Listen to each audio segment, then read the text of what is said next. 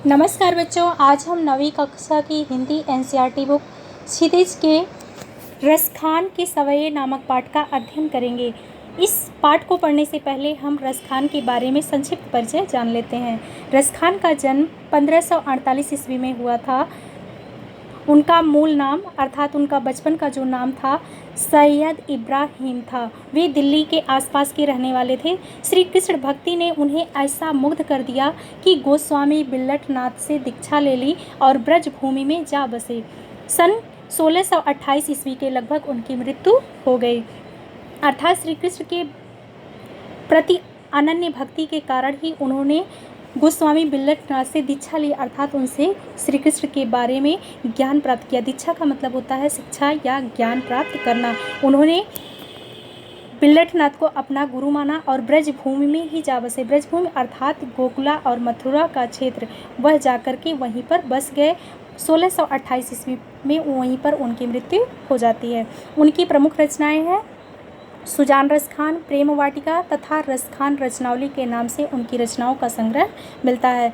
प्रमुख रूप से श्री कृष्ण कवि रसखान की अनुरक्ति न केवल कृष्ण के प्रति प्रकट हुई है, बल्कि श्री कृष्ण भूमि के प्रति भी उनका अनन्य अनुराग व्यक्त हुआ है। उनके काव्य में कृष्ण के रूप माधुरी, ब्रज महिमा, राधा कृष्ण के प्रेम लीलाओं का मनोहर वर्णन मिलता है। वे अपनी प्रेम की तन्मयता, भाव विह्वलता और आसक्ति के उल्लास के लिए जितने प्रसिद्ध हैं, उतने ही अपनी भाषा की मार्मिकता, शब्द चयन, व्यंजक शैली के लिए उनके यहाँ ब्रज भाषा का अत्यंत सरस और मनोहर प्रयोग मिलता है, जिसमें जरा भी शब्द आडंबर नहीं है। अर्थात इनकी जो भाषा है वह बिल्कुल बोलचाल की भाषा है, वह रस से युक्त है। उसको पढ़ने पर हमें आनंद प्राप्त होता है। उसमें शब्द आडंबर नहीं है, अर्थात उसमें कठिन शब्दों का प्रयोग नहीं किया गया है।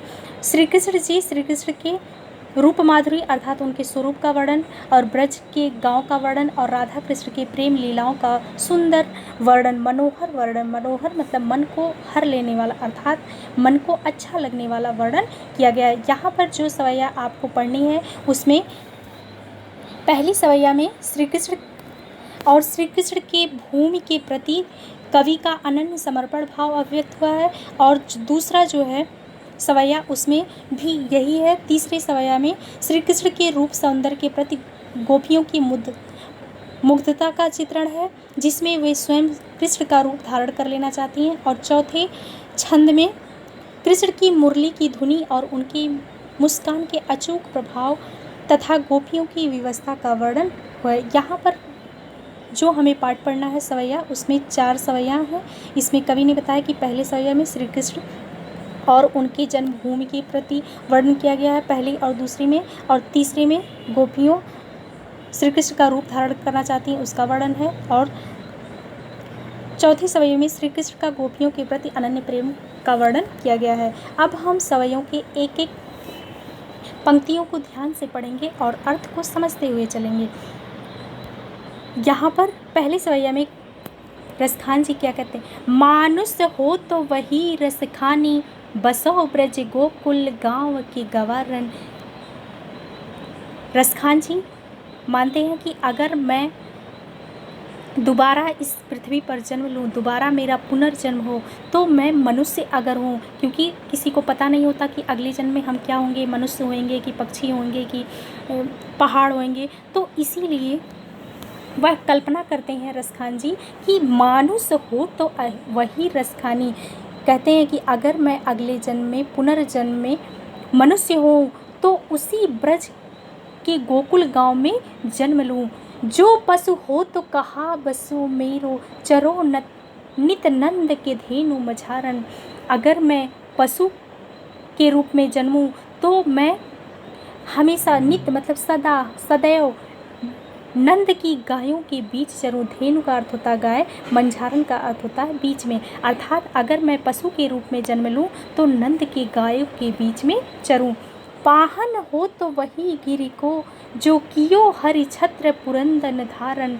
अगर मैं पत्थर के रूप में जन्म लूँ तो उसी पहाड़ पर जन्मूँ जिसको भगवान श्री कृष्ण ने धारण किया था। जो खग हो तो बसेरो करो, मिल कालिंदी कूल कदम की डारन। अगर मैं खग अर्थात पक्षी के रूप में जन्म लूँ तो मैं उसी यमुना नदी के तट पर, कालिंदी का अर्थ है बेटा यमुना, यमुना नदी के तट पर, कूल का अर्थ है किनारा या तट, यमुना नदी के किनारे कदम्ब की डालियों पर अपना बसेरा बनाऊं। अर्थात मैं अगर मनुष्य के रूप में जन्म लूँ तो गोकुल के गांव में ही जन्म लूँ, अगर मैं पशु के रूप में जन्म लूँ तो नंद की गायों के साथ हमेशा चरता रहूँ, अगर मैं पहाड़ हूँ तो उसी पर्वत पर जन्म लूँ जिसको भगवान श्री कृष्ण ने अपने हाथों से धारण किया था, और अगर मैं पक्षी हूँ तो यमुना नदी के किनारे कदम्ब की डालों पर बसेरा करूं, अर्थात वहीं पर मैं निवास करूं। इस तरह से श्री कृष्ण के जन्मभूमि के प्रति रसखान ने अपने अनन्य भक्ति का वर्णन इस सवये में किया है। दूसरा, या लटकी अर का मरिया पर राजती हूँ को तजी डारों। रसखान जी कहते हैं या लटकी अर का मरिया, लटकी का अर्थ होता है लाठी और कामरिया का अर्थ होता है कंबल। अगर मैं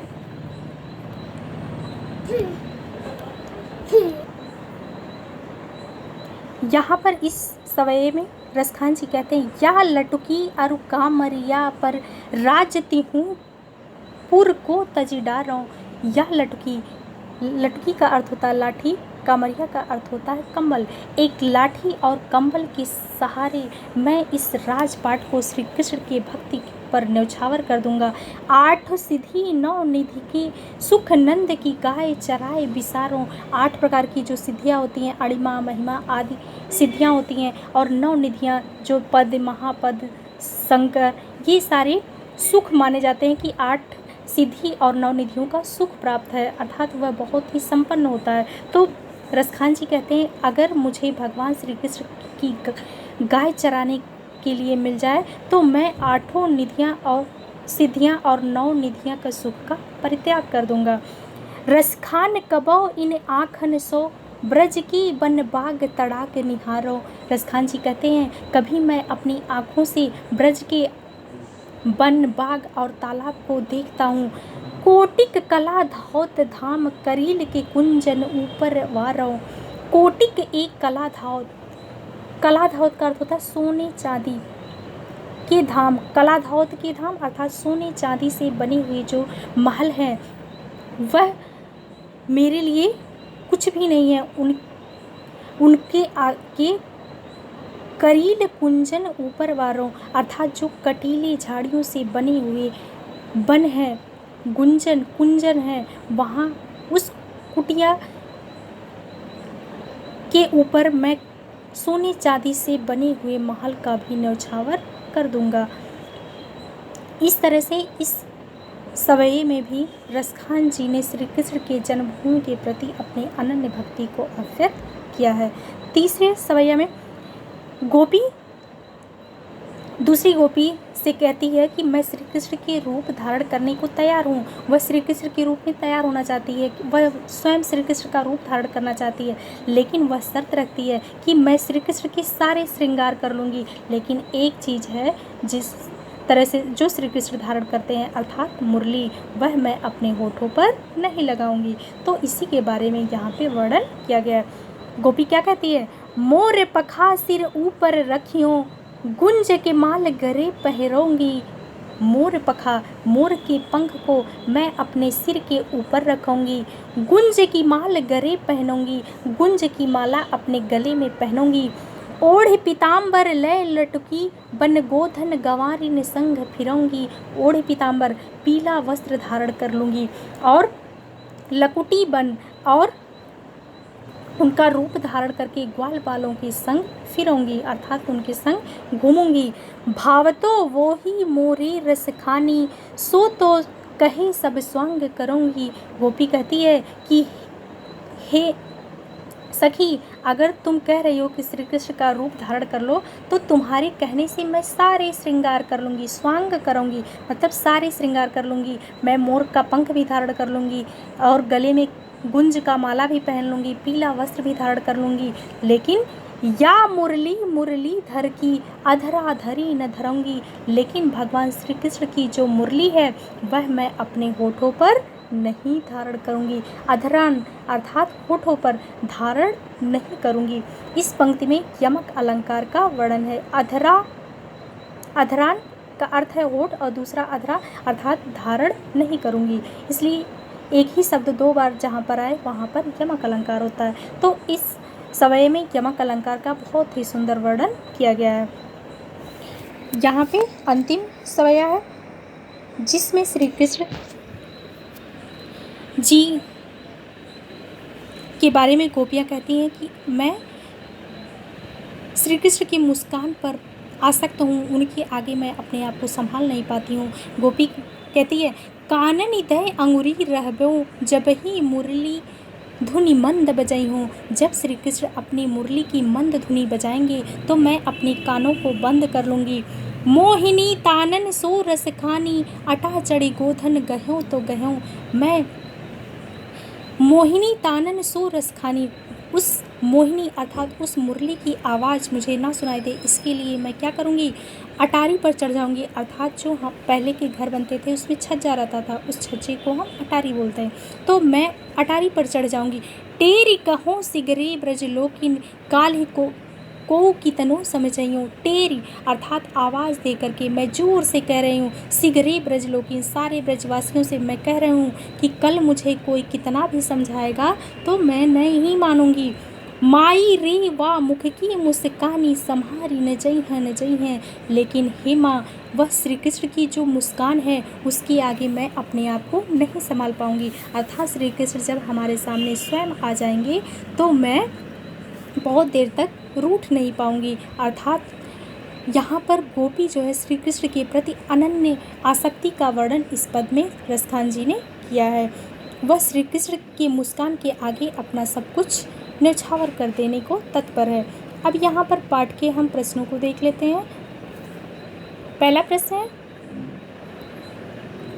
ब्रजभूमि के प्रति कवि का प्रेम किन किन रूपों में अभिव्यक्त हुआ है। ब्रजभूमि के प्रति श्री कृष्ण की जो जन्मभूमि है उसके प्रति कवि जो है सबसे पहले क्या होना चाहता है, मनुष्य के रूप में जन्म लेता है। दूसरा वह पशु के रूप में, तीसरा पत्थर के रूप में और चौथा पंछी के रूप में ब्रजभूमि के प्रति रसखान अर्थात कवि का प्रेम अभिव्यक्त हुआ है।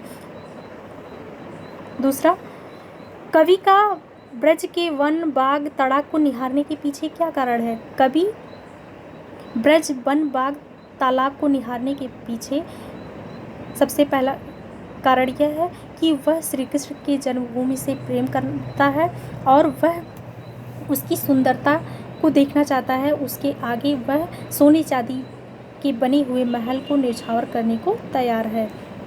तीसरा प्रश्न, एक लड़की और कामरिया पर कवि सब कुछ न्यौछावर करने को क्यों तैयार है। एक लकड़ी और कामरिया पर कवि सब कुछ न्यौछावर करने को इसलिए तैयार है क्योंकि कवि श्री कृष्ण के प्रति अगाध प्रेम रखता है। चौथा क्वेश्चन, सखी ने गोपी से श्री कृष्ण का कैसा रूप धारण करने का आग्रह किया था। अपने शब्दों में वर्णन कीजिए। यहाँ पर तीसरे सवय में आपने देखा कि सखी के कहने पर गोपी श्री कृष्ण के मोर पंख को अपने सिर पर धारण करना चाहती है और उनके जैसा पीला वस्त्र धारण करना चाहती है, गले में गुंज की माला पहनना चाहती है। इस तरह से वह श्री कृष्ण के सारे रूप धारण करना चाहती है, लेकिन वह श्री कृष्ण के मुरली को धारण नहीं करना चाहती है। पांचवा क्वेश्चन, आपके विचार से कवि पशु पक्षी पहाड़ के रूप में श्री कृष्ण का सानिध्य क्यों प्राप्त करना चाहता है। क्योंकि वह श्री कृष्ण का भक्त है, वह किसी भी रूप में श्री कृष्ण के साथ रहना चाहता है, इसीलिए वह पशु पक्षी या पहाड़ के रूप में भगवान श्री कृष्ण का सानिध्य प्राप्त करना चाहता है। छठा क्वेश्चन, चौथी सवय के अनुसार गोपियाँ अपने आप को क्यों विवश पाती हैं। क्योंकि वह श्री कृष्ण की मुस्कान के आगे अपने आप को रोक नहीं पाती हैं, इसीलिए वह श्री कृष्ण के आगे अपने आप को विवश पाती हैं। सातवां क्वेश्चन, भाव स्पष्ट कीजिए। अर्थात यहाँ पर जो पंक्तियाँ दी गई हैं उसका अर्थ आपको लिखना है। पहला, क कोटिक एक कला धावत के धाम करील के कुंजन ऊपर वारों। इसका क्या अर्थ है। कोटिक एक कला धावत अर्थात सोने चांदी से बने हुए करोड़ों महल, कला धावत के धाम अर्थात सोने चांदी से बने हुए महल के आगे वह करील अर्थात कांटेदार झाड़ियों से बनी हुई जो उनका गुंजन, जो उनका वन था, उसके ऊपर वह न्यौछावर करना चाहते हैं। माई री वा मुख की मुस्कानी सम्हारी न जई है न जई है। यहाँ पर इसका अर्थ यह है कि गोपियाँ कहती हैं श्री कृष्ण के मुस्कान के आगे वह अपने आप को संभाल नहीं पाएंगी।